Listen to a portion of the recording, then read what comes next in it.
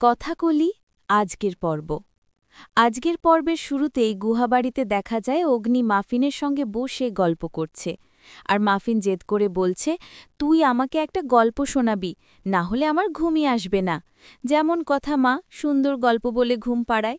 তখন অগ্নি হেসে বলে, আচ্ছা তুই বড় হয়ে কি হতে চাস বলতো? মাফিন সরলভাবে উত্তর দেয়, আমি বড় হয়ে তোর মতো রান্না শিখতে চাই, কারণ রান্না করলে তো আর লেখাপড়া করতে হয় না, আর আমার লেখাপড়া একদমই ভালো লাগে না, তাই আমি তোকে দেখেই রান্না শিখতে চাই। মাফিনের কথা শুনে অগ্নি বলে, তাহলে তোকে সবাই পাচক বলে ডাকবে, যেমন আমাকে বলে। আর মাফিন খুশি মনে বলে, বলুক না, তবুও আমি রান্না শিখব। অন্যদিকে জুনির ঘরে দেখা যায় চিকি কথা আর জুনির সঙ্গে বসে আছে। আর চিকি কথাকে বলে, আমি তোমার মতো বোটানিক্যাল হতে চাই। কথা অবাক হয়ে জিজ্ঞাসা করে, গাছ তোমার এত পছন্দ? তখন চিকি বলে, হ্যাঁ, আমাদের বাড়িতে যত সুন্দর গাছ আছে আমার খুব ভালো লাগে, তাই আমি গাছ নিয়ে পড়াশোনা আর গবেষণা করতে চাই। এই কথা শুনে জুনি কথাকে বলে, একদম তোকে মনে হচ্ছে কথার কপি।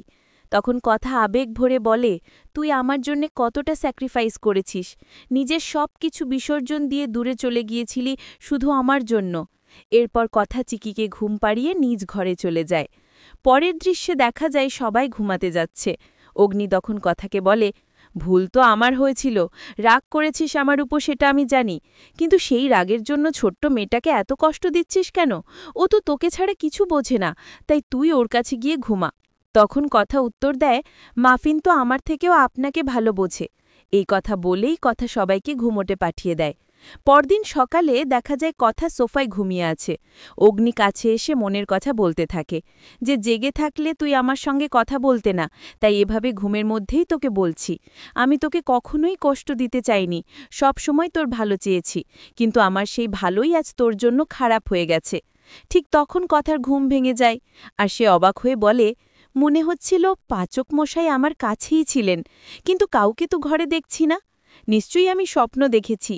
এদিকে অন্যদিকে দেখা যায় চিত্রা কোমরের ব্যথায় ছটফট করছে, আর লালি তাকে মালিশ করছে।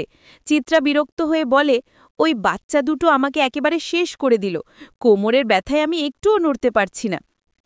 লালি হেসে বলে, বাচ্চা দুটো তোমাকে এত নাজেহাল করল আর তুমি কিছুই করতে পারলে না? তখন চিত্রা রাগে বলে, ওরা বাসা নয়, এক একটা যন্তর, দেখতে বাচ্চা মনে হলেও আসলে বিচ্ছু। এরপর চিত্রা লালিকে বলে, অগ্নিগুহ এখন বাচ্চাদের দেখাশোনার জন্য একজন লোক খুঁজছে, যদি তোকে ওই বাড়িতে পাঠালো যায় তাহলে আমার অনেক সুবিধে হবে, আর সময় মতো তুই ওই দুটো বাচ্চাকে আমার কাছে কিডন্যাপ করে আনবি। লালি রাজি হয়ে বলে, আমি তোমার সব কথা শুনব, শুধু ওই বাড়িতে কাজে ঢুকতে হবে। তখন চিত্রা নিশ্চয়তা দিয়ে বলে, সেই ব্যবস্থা আমি করব। পরের দৃশ্যে গুহাবাড়িতে দেখা যায় মাফিন আর চিকিকে স্কুল ড্রেস পরানো নিয়ে সবার হুলস্থুল চলছে। অগ্নির বোন এসে বলে, তোরা বাচ্চাদের টাই পরাতে পারছিস না? প্রত্যয় সরকার আর অঙ্কিত বিরক্ত হয়ে বলে, তাহলে তোরাই পরিয়ে দে, আমাদের আর সম্ভব হচ্ছে না। কিছুক্ষণ পরে কথা এসে হেসে বলে, বাসার দুটো আজকাল অনেক সাজুগুজুর হয়েছে, সেদিন রাতে তো আমার আলতা নিয়ে হাত সাজানোর কথা বলছিল, কিন্তু আমি ওদের না করেছি। শেষ দৃশ্যে দেখা যায় লালি গুহাবাড়িতে এসে দাঁড়িয়ে বলে, আপনারা কি বাচ্চাদের দেখাশোনার জন্য কাউকে খুঁজছেন? হঠাৎ তাকে দেখে সবাই অবাক হয়ে যায়, আর কথা জিজ্ঞেস করে, আপনাকে ঠিক চিনলাম না তো, আপনি কে? কিন্তু লালি চুপ করে দাঁড়িয়ে থাকে আর কিছুই বলে না। আগামী পর্বে দেখা যাবে মাফিন আর চিকি আবির নিয়ে খেলছিল, তখন লালি লাল রঙের আবিরটা সরিয়ে তার জায়গায় মরিচের গুঁড়া রেখে দেয়।